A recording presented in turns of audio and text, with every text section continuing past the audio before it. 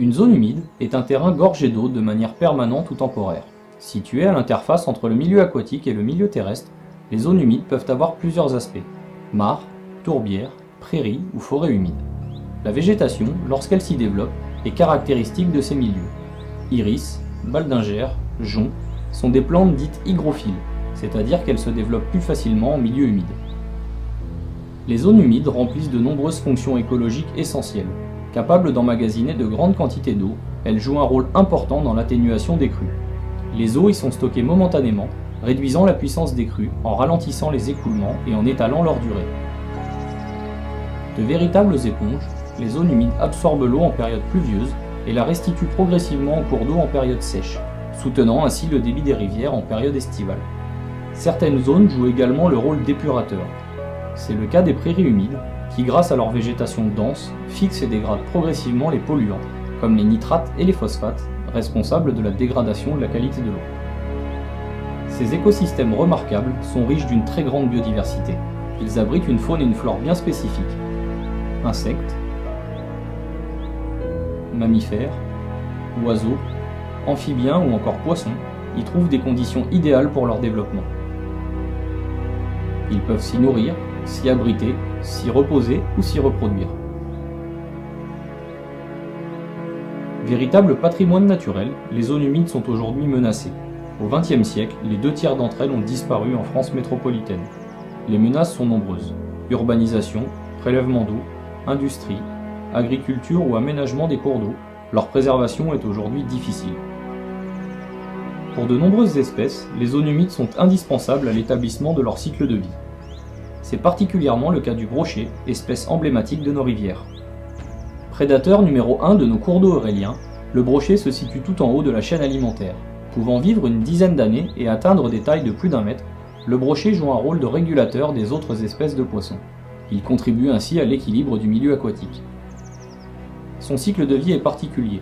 Grandissant dans les rivières, les adultes profitent de la montée progressive des eaux en période hivernale et regagnent des zones peu profondes et riches en végétation pour se reproduire.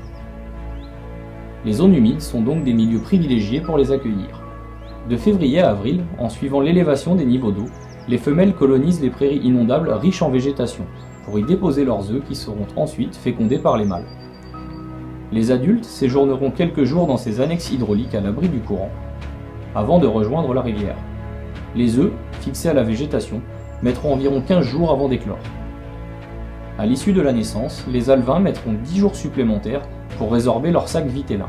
Devenus indépendants, les juvéniles de brochet consommeront progressivement phytoplancton, insectes et enfin petits poissons. Les brochetons devront donc passer 1 mois minimum dans la zone humide avant de rejoindre la rivière en suivant la baisse des niveaux d'eau. Les spécificités de la reproduction du brochet le rendent vulnérable à la régression des zones humides. Les lieux de frai de ce poisson ont beaucoup décliné, entraînant une diminution des populations sur nos cours d'eau. Devant ce constat, la Fédération pour la pêche et la protection du milieu aquatique d'Eure-et-Loir s'est engagée dans la restauration des zones humides sur le département, et plus particulièrement sur le bassin versant du Loir, au travers d'un contrat territorial.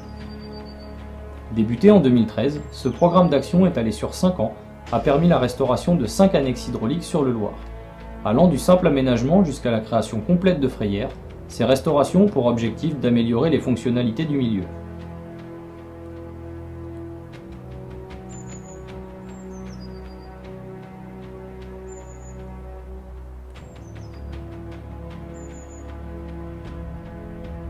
Une première étape consiste à restaurer la végétation afin d'ouvrir le milieu et ainsi permettre à la végétation herbacée de mieux se développer. Les hélophytes remplaceront progressivement les arbres et se retrouveront immergés en hiver, servant ainsi de support de ponte. L'augmentation de la taille de la zone humide grâce au terrassement offre également plus de surface accessible pour la reproduction des brochets. Ce terrassement doit être précis et respecter une pente entre l'amont de la zone humide et la connexion avec la rivière. C'est cette légère pente qui permettra à l'eau de s'évacuer progressivement en période estivale afin d'améliorer la végétalisation. Enfin, une des causes de dysfonctionnement des zones humides est la fluctuation importante et rapide du niveau d'eau en hiver.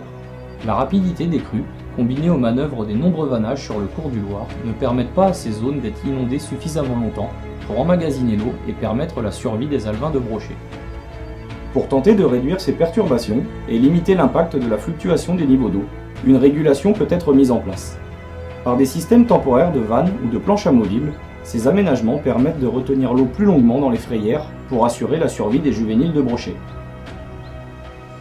Afin de déterminer l'efficacité de ces travaux de restauration, la Fédération réalise des campagnes de suivi de la reproduction des brochets.